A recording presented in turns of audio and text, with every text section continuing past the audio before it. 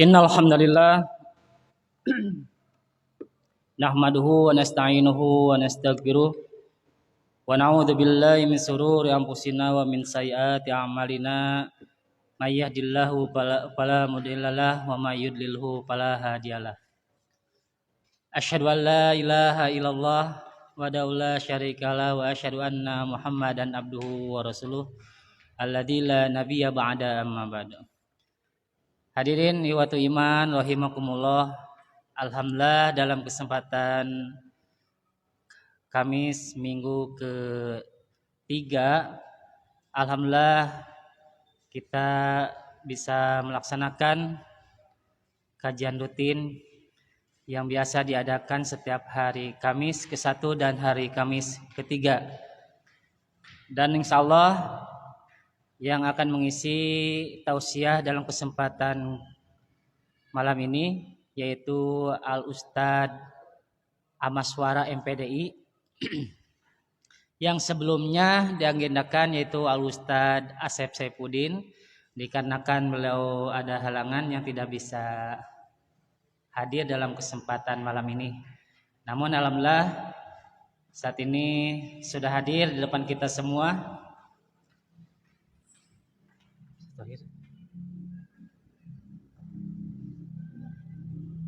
Oh gitu. Oh ya. Insya Allah yang akan mengisi tausiah kepada kita semua, mohon maaf, yaitu Al-Ustadz Thohir SAG MPDI. Alhamdulillah sudah ada di depan kita semua. Baiklah, untuk selanjutnya kepada Al-Ustadz Thohir MPDI, kepadanya dipersilakan.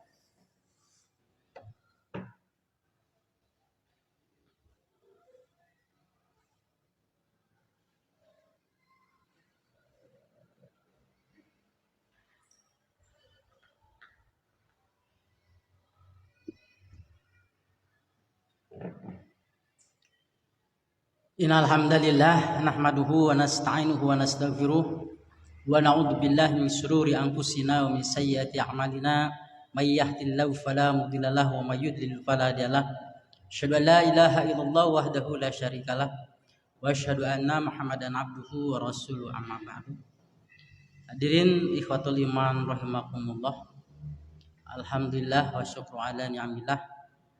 Malam hari ini kita masih bisa bermuajah dalam rangka thalabul ilmi. Mudah-mudahan apa yang kita laksanakan saat ini menjadi pahala dan bernilai ibadah di hadapan Allah Subhanahu wa taala. Baiklah, pada malam hari ini kita sama-sama melakukan tadarus, mengulang pelajaran yang tentunya sudah kita terima selama ini. Pada malam hari ini kita akan sama-sama mengkaji salah satu ayat yang terdapat dalam surat ke-6, surat Al-An'am ayat 155.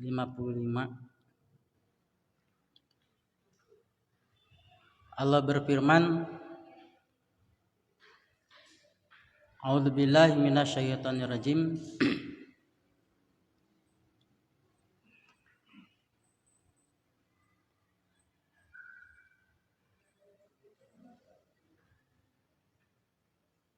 Hada kitabun, inilah kitab, anzalnahu, yang kami telah turunkan, mubarakun, yang diberkahi, fattabi'uh, maka ikutilah, wattaqu, dan bertakwalah kalian, la'alakum turhamun, agar kalian dirahmati atau mendapat rahmat. Ibnu Katsir ketika menafsirkan fattabi'u ini artinya maka cintailah. Jadi ini kitab maksudnya Al-Qur'an. Karena ayat sebelumnya juga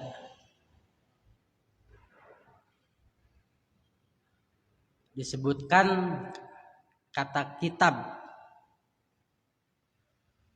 Tapi kitab itu diturunkan, diberikan kepada Musa. Summa ataina Musal kitab. Ayat selanjutnya wa hadza kitabun. Kitab ini maksudnya Al-Qur'an. Sementara summa aurasnal kitab, summa ataina Musal kitab itu maksudnya Taurat.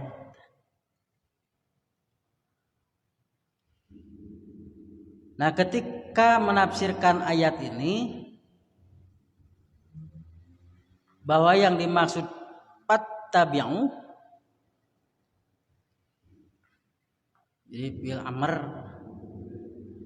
perintah, kita dengan sudah akrab dengan kata ini ittiba ya, ittiba Quran wa sunnah, mengikuti Al-Quran wa sunnah. Fattabi'u maka ikutilah. Maka pemaknaan terhadap kata ini ittiba, nah, menurut Ibnu Katsir itu mencintainya, yuhibbuhu. Kemudian lebih dari itu memikirkannya. Jadi sebelum saya nanti ke bagaimana Ahsan menafsirkan ayat ini, dan begitu besar pengaruh ayat ini terhadap pemikiran dan pengamalan keagamaan Ahsan. Maka ketika Ibnu Katsir menafsirkan ittiba dalam pengertian di sini adalah mencintainya dan memikirkan, ada kata memikirkan maknanya, ya. Maka dalam forum ini ingin saya sampaikan, hari ini ada tren yang cukup menggembirakan di kalangan umat Islam, yaitu menjamurnya rumah tahfidz. Nah, pada risalah bulan ini dikaji oleh risalah terkait dengan di samping ada tren yang menggembirakan, rumah tahfidz bermunculan di mana-mana, tapi ada problematika juga yang harus diwaspadai. Nah, karena berdasarkan sabda Rasul juga bahwa suatu saat banyak orang baca Quran itu hanya sampai di tenggorokan gitu. Tidak sampai kepada pemaknaan apalagi pengamalan gitu. Paham lagi henteu komo diamalkeun. Tapi banyak orang yang begitu hafal Quran, kemudian dari sisi tahsinnya luar biasa,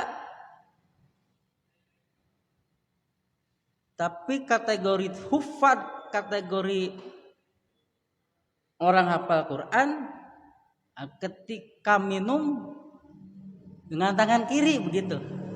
Ini sempat saya nengetan gitu ya. Ada satu ya perlombaan begitu. Ini perlombaan juga. Ini suatu yang perlu diwaspadai, jangan sampai orang tua mendorong anak untuk melakukan tahfidz Quran tapi hanya untuk sebatas mengikuti perlombaan. Nah, ini aspek yang perlu diwaspadai. Nah, dalam forum ini saya sampaikan bahwa di Persatuan Islam kurikulumnya terkesan tidak begitu perhatian terhadap tahfidz Quran. Padahal yang saya alami ketika saya masuk di pesantren Persatuan Islam itu ada 1 jam khusus untuk tahfidz begitu. Bahkan setiap semesteran itu ada ujian praktek itu ya namanya praktek hifdzan kan begitu.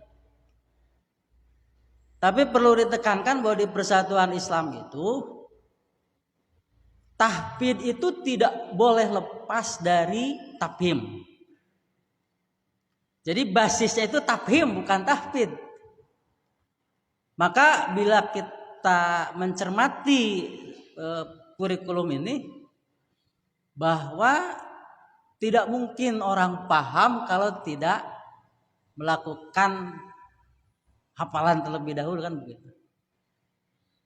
Jadi kalau ilustrasinya begini, kalau kita mau ke Bandung dan kita sudah hafal peta, itu kemungkinan untuk tersesatnya itu lebih sedikit daripada orang yang ke Bandung tanpa menghafal peta sama sekali, begitu. Tapi meskipun hafal karena di atas kertas, ketika ke lapangan itu belum tentu sama persis dengan apa yang tertulis, kan begitu. Jadi kalau kita bangun logikanya, orang yang paham Quran itu seharusnya hafal, kan begitu. Tapi tidak menjadi sebuah kemestian orang yang tidak hafal tidak paham, begitu. Jadi tidak ada kemestian orang yang tidak hafal tidak paham. Nah, untuk tahfidz ini memang ya dari misalkan satu kelas 30 orang,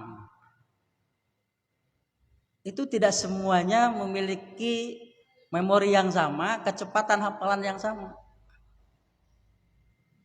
Dan bahkan saya katakan nyaris tidak mungkin semuanya itu bisa dicetak untuk menjadi hufad. Kenapa? Karena dengan model pendidikan satu kelas 30 orang, itu kan kemampuan guru yang terbatas. Nah, itu tidak mungkin semuanya bisa dicetak menjadi para penghafal Quran. Tapi kalau untuk paham, nah ini karena basisnya pemahaman, maka ada ilmu tentang tafhim Quran, ilmu tafsirnya, kan begitu. Yang tentunya dengan membaca Al-Quran, tahu terjemahnya, maka kemungkinan besar dia paham apa maksud dari kandungan Al-Quran. Nah, ini tentunya ayat 155, 6155 gitu, biar mudah dihafalnya.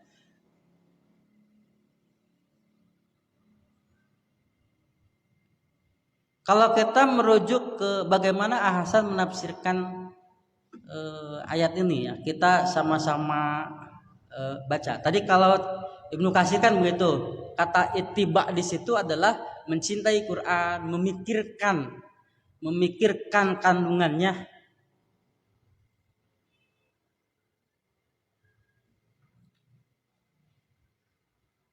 Bahkan sampai kepada bagaimana Al-Quran ini diamalkan.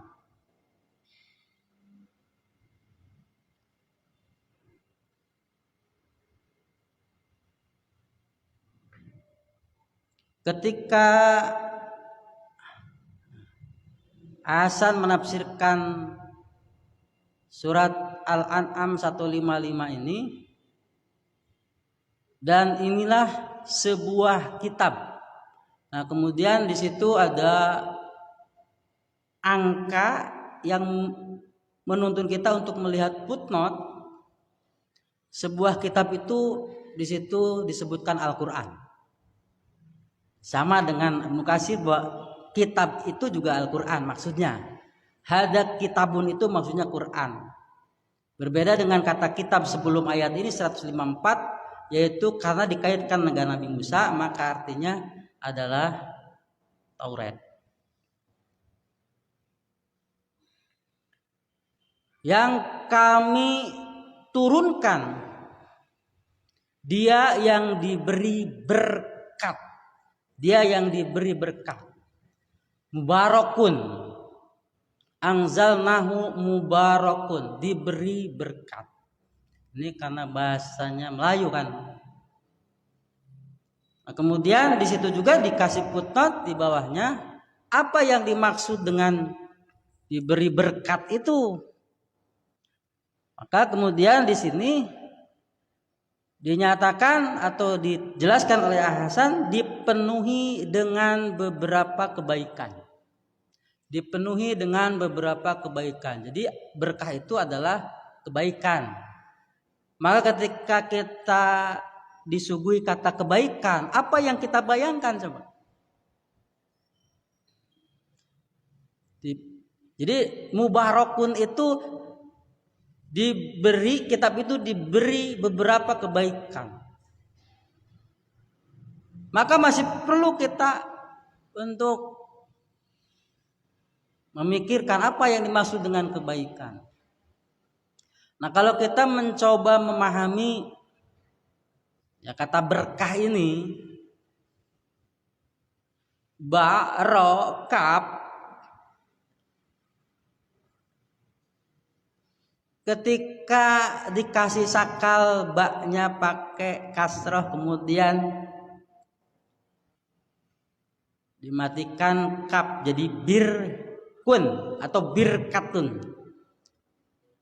Terus barokatun, birkatun, barokatun. Kalau di Sunda itu ada satu kajian ya. Jadi kata-kata yang mirip bahasa Sunda kata anu sawanda itu memiliki arti yang sama. Di Arab juga ada yang suka melakukan itu.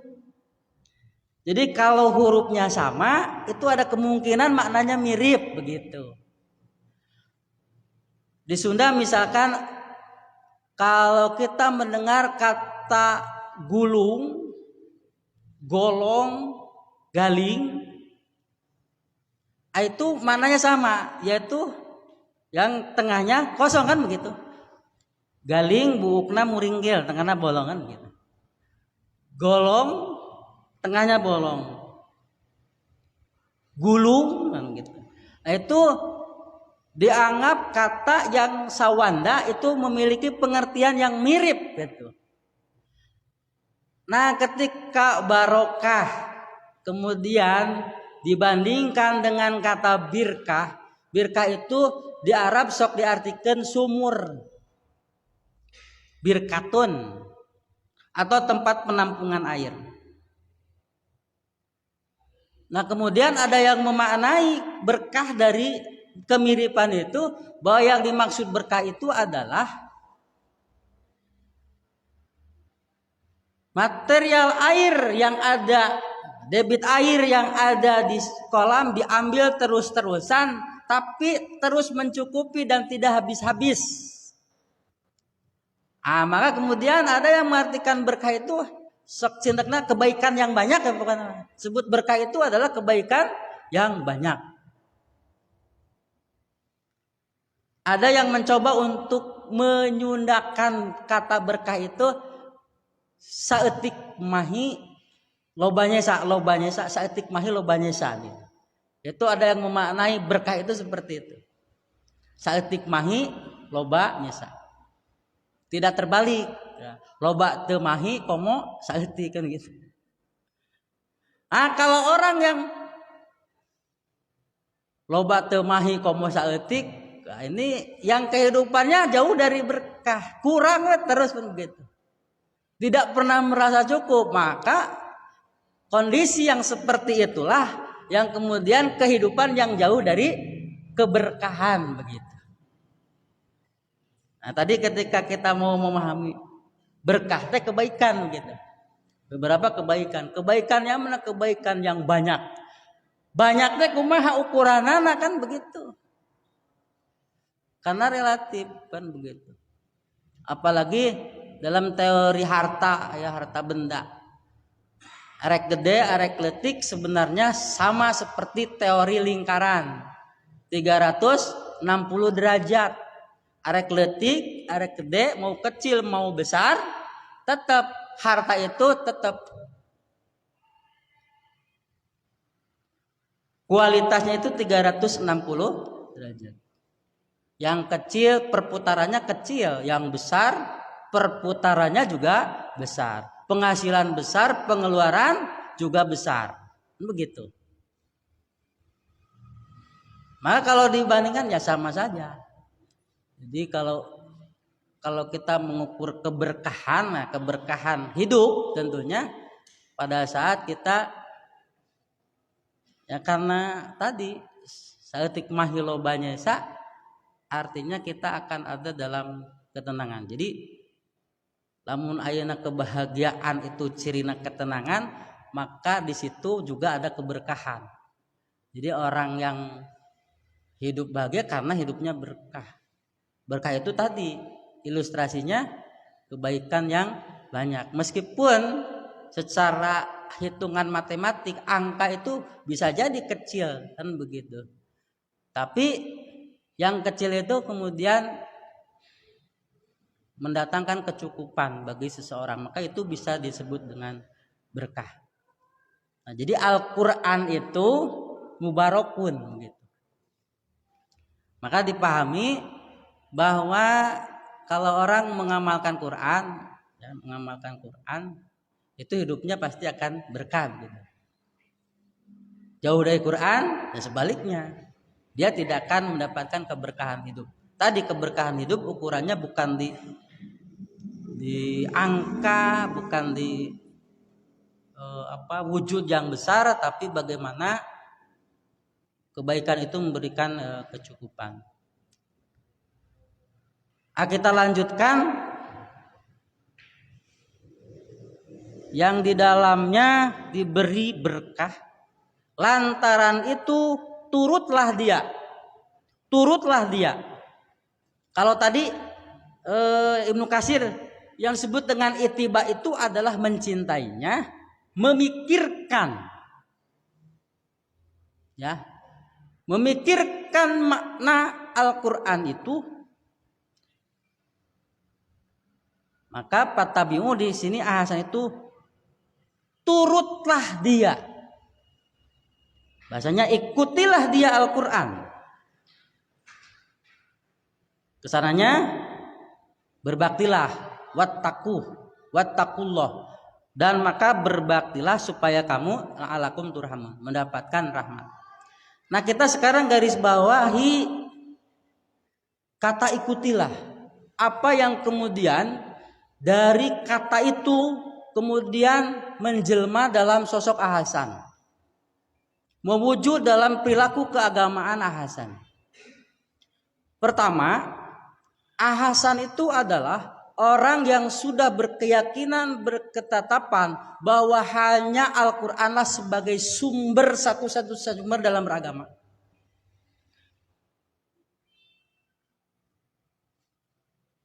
Pemahaman Ahasan ini, apa yang beliau pikirkan dan apa yang dia yakini tidak sebatas dalam keyakinan. Wujudnya apa? Tafsir Al-Furqan.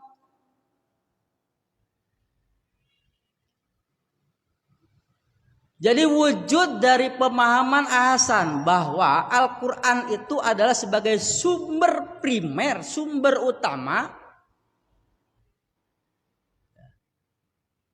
dalam rangka beragama, dalam rangka berislam, maka wujud utama Ahasan ketika berpemahaman seperti itu adalah bukti fisiknya itu adalah tafsir Al-Furqan.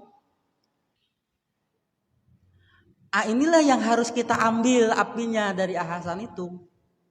Seorang tokoh, dia konsisten dengan pemahamannya, dia wujudkan, bahkan nanti pada saatnya Ahasan berani mendebat orang, meskipun pengamalan itu sudah merata, ketika tidak ditemukan dalam sumber primer, Ahasan wani berdebat, wani melawan arus. Karena yang dalam pengamalan itu tidak ditemukan dalam sumber pokok Islam. Begitu. Ini yang harus kita ambil dari Ahasan spiritnya. Bukan berarti kita akan taklid kepada Hasan begitu, tapi spiritnya ketika kita memiliki sebuah pemahaman yang kita yakini sebagai sebuah kebenaran, wujudkan dalam kehidupan kita. Nah, ini yang tentunya harus jadi pelajaran ibroh bagi kita dari sosok Hasan.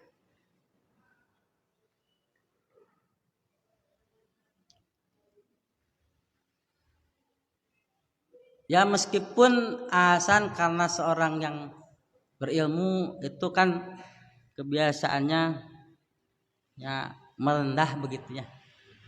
Jadi beliau juga ketika menelurkan ya menghasilkan Al-Furqan ini ya, kitab tafsir Al-Furqan ini ya, kita kalau kita baca muqaddimahnya, Hasan juga merasakan kesulitan yang luar biasa, sehingga sampai tertulis dalam muqaddimahnya bahwa permohonan maaf kalau seandainya apa yang beliau tulis dalam Al-Furqan tidak bisa menggambarkan, merepresentasikan maksud Al-Quran begitu.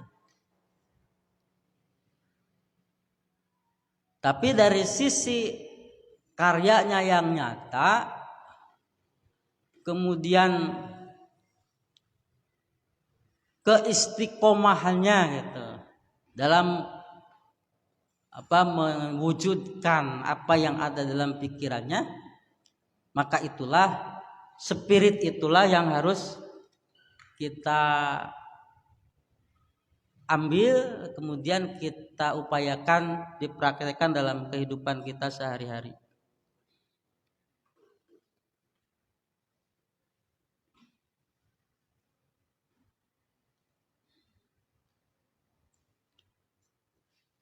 Bahkan Hasan sampai berkesimpulan bahwa kemunduran umat Islam, jadi Hasan hidup ya di zaman ide-ide kebangkitan Islam mulai tumbuh ya. Jadi ide-ide pembaharuan pengaruh dari Muhammad Abduh, dari Jalaluddin Al-Afghani yang sampai kepada para tokoh di Indonesia itu hampir mirip kan pendapatnya. Ketika Muhammad Abduh berpemahaman bahwa kenapa umat Islam terbelakang dan umat lain maju, karena penyebab utamanya itu adalah awam terhadap Quran dan Sunnah. Karena tidak tahu makna, maksud dari Al-Quran. Al-Quran dibaca, Al-Quran dihafal, tapi tidak dipahami. Dan bahkan kalau kita merujuk ayat Al-Quran bahwa banyak di kalangan orang-orang Yahudi itu diumpamakan ya, dengan Taurat itu masalul ladina humilut Taurat tsumma lam yahmiluha kamasalil himar yahmilu aspara. Jadi orang Yahudi dulu dihubungkan dengan Tauratnya, banyak yang tidak paham. Kenapa mereka tidak paham? Yang pertama, penyebabnya bisa jadi karena tidak mempelajari, atau di kalangan mereka bahasa Al-Quran itu, orang Yahudi itu menjadikan Taurat itu lembaran-lembaran yang terpisah.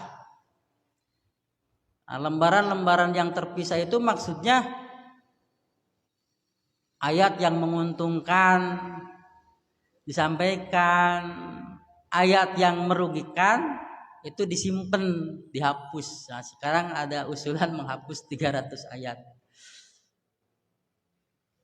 Kita nggak tahu ayat yang mana yang diusulkan untuk dihapus ya.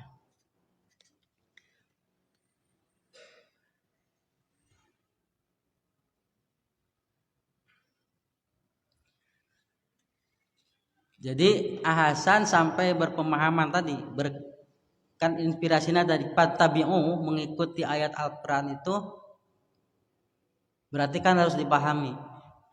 Nah, kenapa umat Islam sampai terbelakang itu karena mereka baca Quran tapi tidak dipahami. Apalagi yang tidak baca. Nah, hari ini untuk memerangi buta huruf Al-Quran saja kan masih berat ya, masih berat. Satu sisi menjamurnya rumah tahfidz, tapi berdasarkan penelitian itu sampai 60% sekarang umat Islam Indonesia belum bisa baca Quran. Ini kan masih banyak PR bagi kita. Ini penelitian sekarang, rilis sekarang. Kalau tahun sebelumnya sampai 80%. Sekarang sudah berkurang buta huruf Al-Quran. Ya maka berbanding luruslah dengan kualitas umat Islam kan begitu. Jadi begitu besarnya umat Islam nu macanage tah sakitu, apalagi yang sampai memahami isi kandungannya.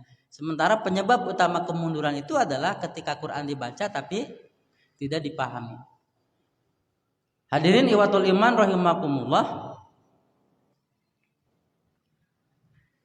Maka ketika Hasan berkesimpulan kemunduran umat Islam itu karena tidak memahami Al-Quran, maka pendapat ini ketika kita bandingkan dengan penelitian-penelitian yang dilakukan itu masih relevan. Jadi apa yang dinyatakan oleh Hasan pada zamannya itu masih relevan sampai sekarang. Jadi kesimpulan ini masih bisa kita pegang bahwa penyebab umat Islam mundur dalam seluruh aspek kehidupan ya, ekonomi, politik ya, itu masih di pinggiran ya. Itu karena umat Islamnya sendiri masih banyak yang awam terhadap Al-Quran sebagai sumber utama kehidupan keagamaan mereka. Jadi kalau kita baca Quran sebagai sumber primer Islam itu adalah kitab yang disimpulkan, kitab yang syumul, kitab yang sempurna mengatur seluruh aspek kehidupan. Maka otomatis ketika petunjuk untuk menjalani kehidupan ini tidak diperoleh ya, maka otomatis bahwa kehidupan umat itu jauh dari petunjuk Al-Quran. Di Al-Quran itu petunjuk tapi tidak ada manfaatnya. Kenapa tidak dipahami? Nah ketika kesimpulan Hasan ini dianggap masih relevan, masih bisa dianggap masih sesuai dengan kondisi saat ini, maka perlu kita pikirkan bahwa menjamurnya rumah tahfidz itu tidak boleh lepas dari basis tafhimnya. Tahfidz itu tetap harus basisnya tahfidz. Tahfidz itu harus ke tafhim. Jadi Al-Quran tidak boleh berhenti sampai hanya di bacaan begitu. Tapi harus dipikirkan bagaimana Al-Quran sampai kepada pemahaman, karena pemahaman itu akan menjadi pola pikir. Pola pikir itu akan menjadi pola tindakan.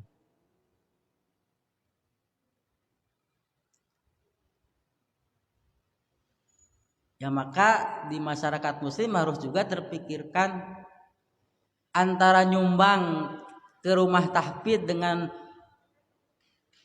nyumbang ke rumah tafhim itu sama saja begitu. Ulah nu tahfidz di nomor hijikeun nu tafhim kan gitu. Ari kana rumah tahfidz mah total, ari kana tafhim teu begitu. Karena untuk dipaksa tahfidz juga ari nu lelet mah pan sulit, enggak bisa dipaksa-paksa. Dari satu kelas seorang, dua orang terus maju tahfidz teh gitu. Malah yang kebanyakan itu tertinggal, hanya untuk menghafalkan beberapa ayat juga sulit. Nah, sulit.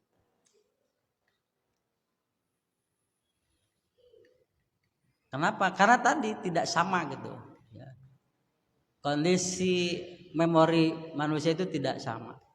Meskipun pada akhirnya kalau orang rajin ya itu pasti hafal. Maka dalam mengkaji Quran itu juga harus melihat prinsip-prinsip Al-Quran. Al-Quran itu prinsipnya kan gradual, bertahap. Kita lihat saja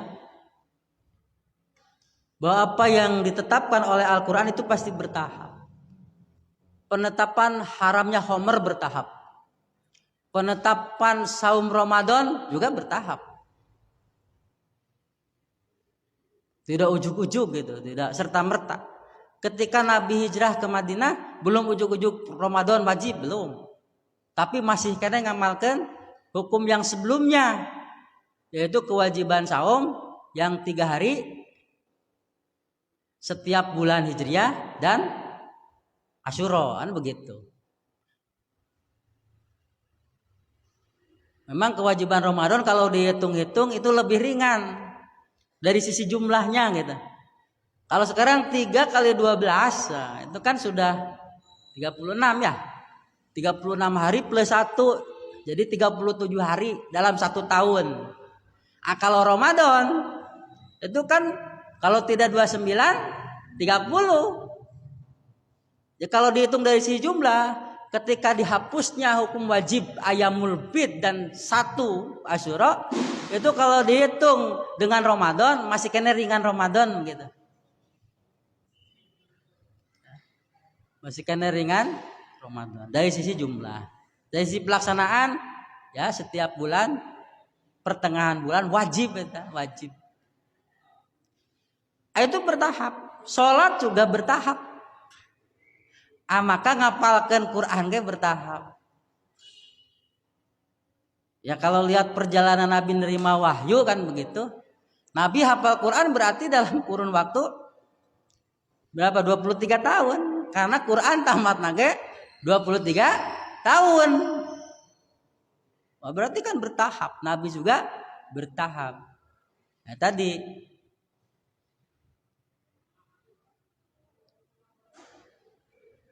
yang penting komunikasi dengan Quran itu sabarlah begitu.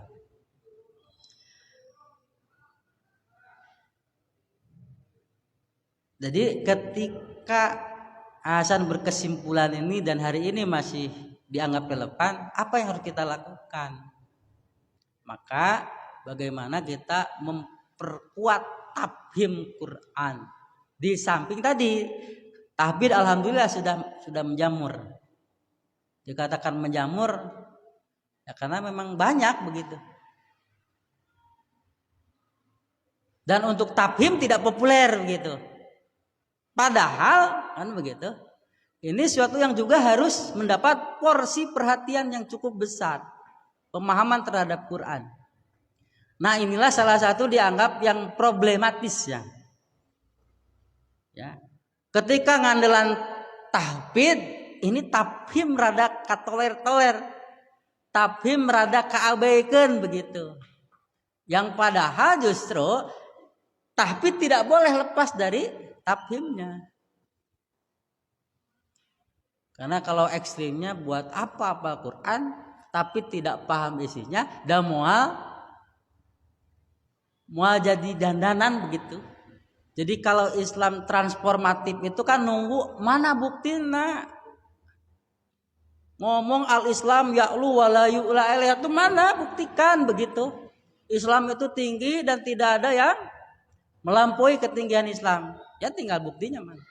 Nah ketika Al-Quran itu harus transformatif, harus mewujud dalam kenyataan, maka itu tentunya harus bersumber kepada pemahaman yang benar. Pemahaman yang benar tentunya akan melahirkan pengamalan yang benar. Dan untuk itulah kita diuji dalam kehidupan ini untuk mengamalkan sesuatu dengan benar. Hadirin iwatul iman rahimakumullah. Ketika doktrin kita katakan doktrin. Kenapa? Karena Quran itu sumber primer dalam beragama. Dan bahkan ini yang disabdakan oleh Nabi, taraktu fikum amraini ma in tamassaktum bihi malang tadilu abada. Kitaballah wa sunnata rasulih. Ini doktrin yang begitu kuat dipegang oleh Hasan, sampai-sampai Hasan itu berani ketika pengamalan keagamaan yang sudah begitu merata di masyarakat tapi tidak memiliki sumber, tidak berdasarkan sumber yang otentik dari Quran atau Sunnah Nabi, maka Hasan berani menentang dan mengatakan itu bid'ah dalam urusan ibadah. Contohnya apa? Yang dikatakan bid'ah oleh Hasan itu adalah tarawih 23, kebetulan momentum Ramadan. Kenapa tidak ditemukan sumber otentiknya? Nabi melakukan itu begitu. Meskipun kesininya ada yang berdalih, udah menjadi ijma sahabat dan seterusnya kan begitu.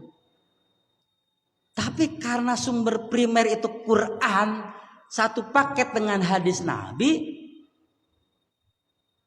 ya itulah yang dikatakan oleh Hasan. Dia konsisten dengan apa yang dipahaminya.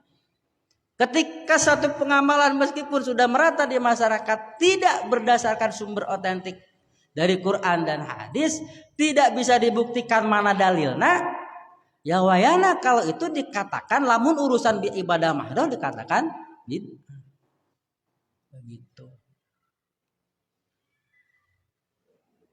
Ketika mengatakan bid'ah bukan berarti radikal dalam pengertian yang sekarang ini sedang dipasarkan, Kade. Radikal itu bahasa yang ambigu, yang dipahami bisa kemana-mana. Lamun pasal mah disebut pasal karet. Nanti yang kuliah itu sok diajar filsafat. Wah di situ kata radikal citranya positif. Berpikir radikal itu berpikir mengakar, memahami sesuatu dengan begitu mendalam, kan begitu. Nah, sementara radikal yang kita pahami hari ini adalah radikalisme dalam agama itu adalah satu titik, ya, satu awal orang menjadi terorisme gitu. Awal mulanya cikal bakal terorisme itu dari radikalisme kan. Nah, itu kan bahasa yang kita dengar hari ini bukan bahasa positif tapi bahasa yang radikal itu negatif. Wah, begitu.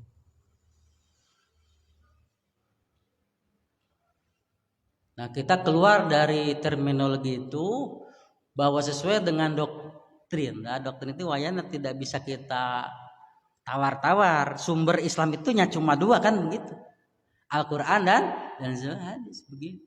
Kalau sesuatu praktek ibadah, praktek keagamaan tidak ditemukan di sumber dua sumber itu, ya untuk apa? Bisi capek gawe teka pakai perasaan banyak amal, pas datang nanti pulang ke Allah ternyata teka pakai tertiasa ditimbang gitu. Kan rugi.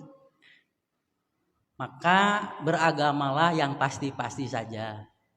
Apa kepastian itu? Al-haqqu mir rabbika fala takunanna minal mumtarin. Kebenaran itu datangnya dari Tuhanmu, maka janganlah jadi yang ragu. Jika bener sorangan lain begitu. Bukan begitu. Kita sedang tidak menyerah orang lain. Ini doktrin untuk kita, untuk memperkuat diri kita.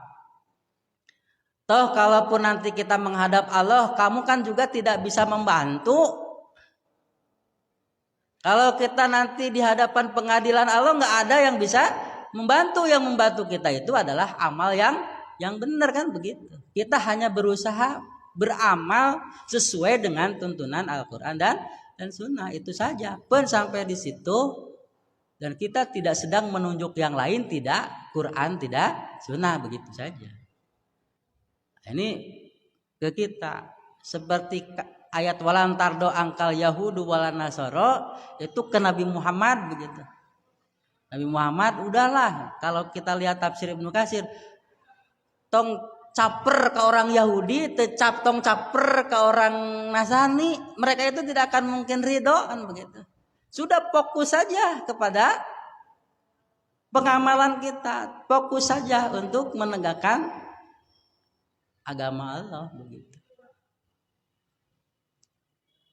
Jadi sedang tidak menunjuk orang lain, tapi ini justru fokusnya yang digarisbawahi ini peringatan Allah kepada Nabi Muhammad. Begitupun ketika kita bukan klaim kita sebagai orang yang memonopoli kebenaran sendiri, bukan begitu. Kita hanya ingin menjadi orang yang berusaha menjadi benar dengan dasar pemikiran yang benar, berdasarkan sumber-sumber yang benar yang ditentukan oleh Allah dan Rasul. Nah, saya kira itulah pelajaran yang bisa kita ambil dari Ahasan ketika surat Al-An'am 155 itu sebagai sumber inspirasinya, sumber pemikiran dan pengamalannya dalam kehidupan sehari-hari. Wujudnya tafsir Al-Furqan, wujudnya Ahasan berani menentang arus.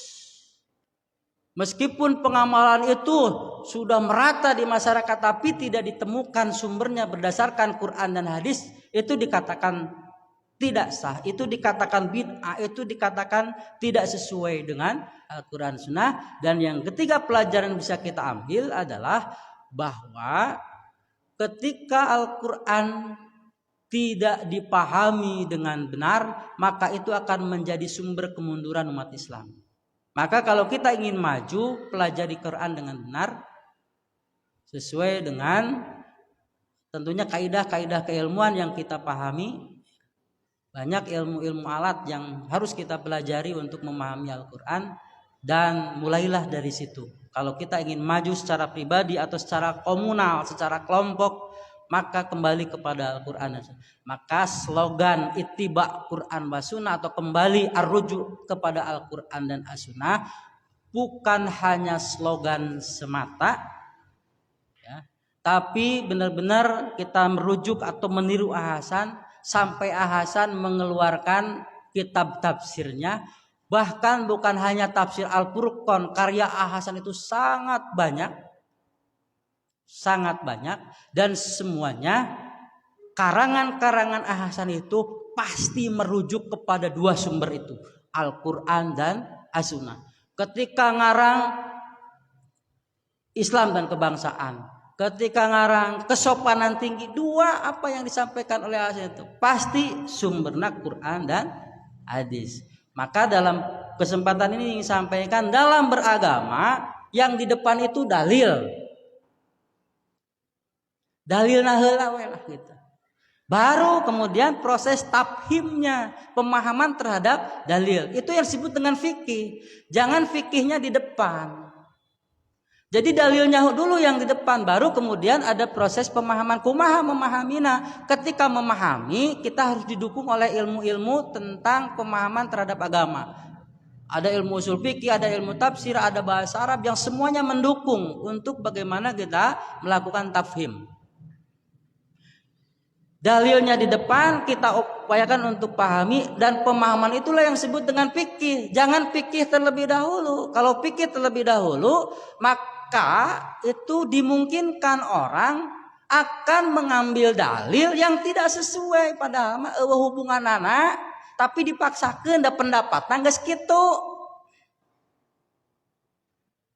Ya.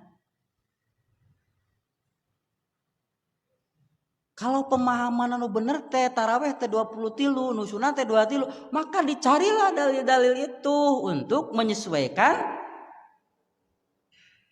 dengan pemahamannya, kan, dengan fikihnya bahwa yang 23 itu yang benar begitu. Pasti akan mencari. Padahal mah dalilna heula sok, dalilna heula mana.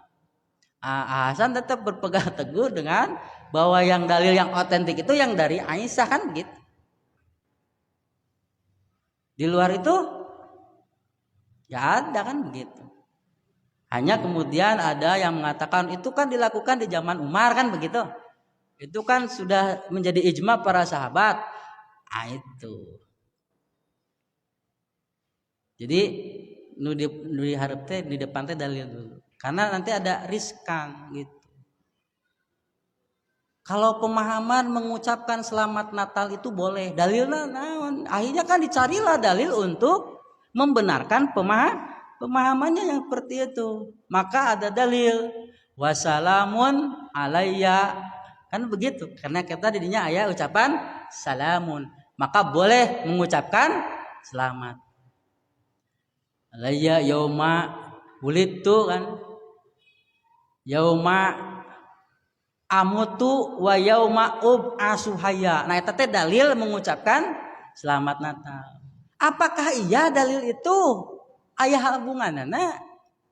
Maka kalau kita kita baca kitab Al-I'tisam, bid'ah itu bukan hanya tidak berdalil, dalilna sahih tina Quran, tapi ketika dalil itu tidak terkait sama sekali dengan pemahamannya, maka itu bisa disebut bid'ah. Jadi make dalil yang tidak ada hubungannya dengan pemahamannya. Begitu. Itu juga bisa nanti bibit buit perbid'ahan itu akan marah. Kenapa? Karena akan berdalil seenaknya, menyesuaikan dalil dengan pemahaman, bukan pemahaman disesuaikan dengan dalil yang ada. Ini kata kuncinya ketika beragama begitu. Ya insya Allah simpel kan begitu. Bahkan Ahsan mah langsung merujuk karena Quran. Fattabi'u, maka ikutilah Al-Quran kan begitu. Ketika Quran sudah dibaca, hadisnya ada, kemudian proses tafhimnya sesuai dengan kaidah-kaidah yang dipelajari, bahwa ilmu usul fikihna, bahwa ilmu bahasa Arabna, bahwa ilmu tafsirnya. Terus apalagi? Ya mudah-mudahan setelah ada proses seperti itu, kita as-sobas sunnah, kita as-sobal haq, kita sesuai dengan sunnah, kita sesuai dengan hak, dengan tidak mengklaim kita menjadi orang yang paling sunnah, paling benar. Enggak begitu. Kita adalah orang-orang yang terus berusaha untuk menjadi benar. Yang namanya usaha kan begitu. Itu harus sungguh-sungguh, harus serius. Ya, harus dilakukan dengan mujahadah, tidak asal-asalan.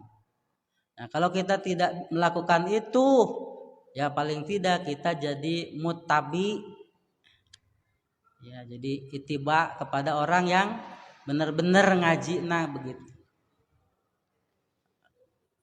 Nah, kalau kita betah ditaklid lah nu penting mah kan begitu. Itu di dalam kaidah fikih kan terlarang.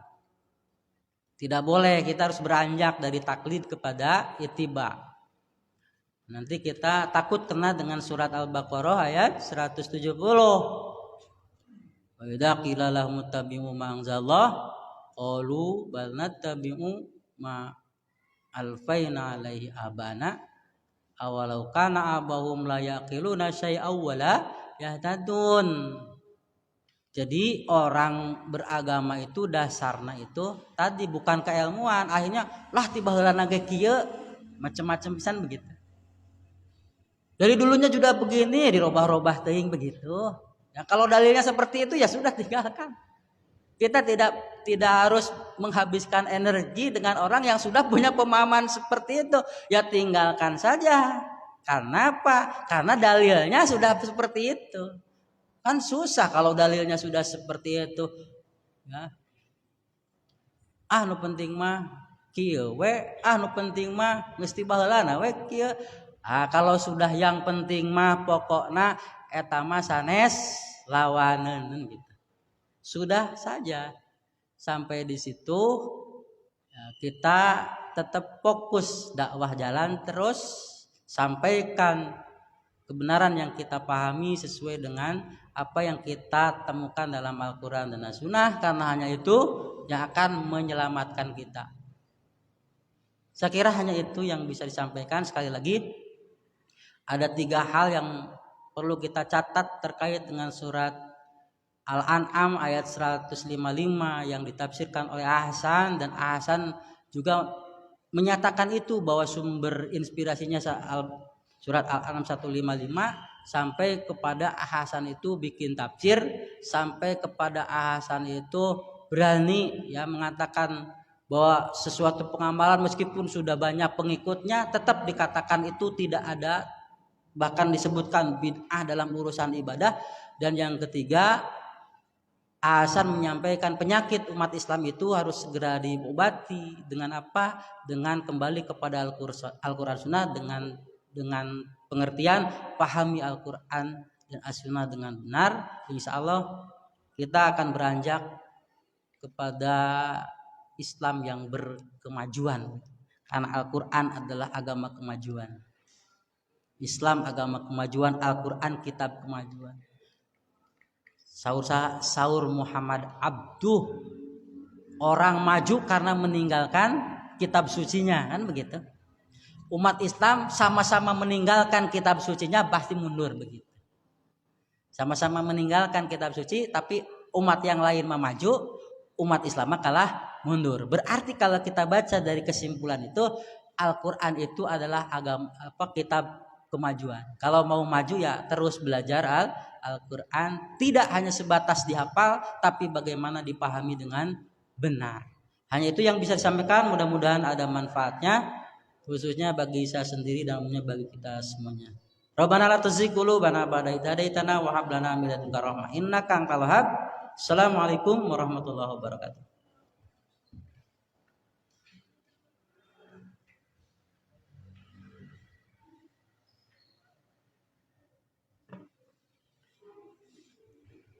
Jazakumullah kepada Ustaz Dohir yang telah menyampaikan tausiahnya kepada kita semua. Mudah-mudahan apa yang disampaikan bermanfaat bagi kita semua. Baiklah, acara pengajian rutin malam ini dicukupkan sekian saja. Ditutup dengan doa Rabbana afrigh alaina sabra wa tsabbit aqdamana wansurna 'alal qaumil kafirin.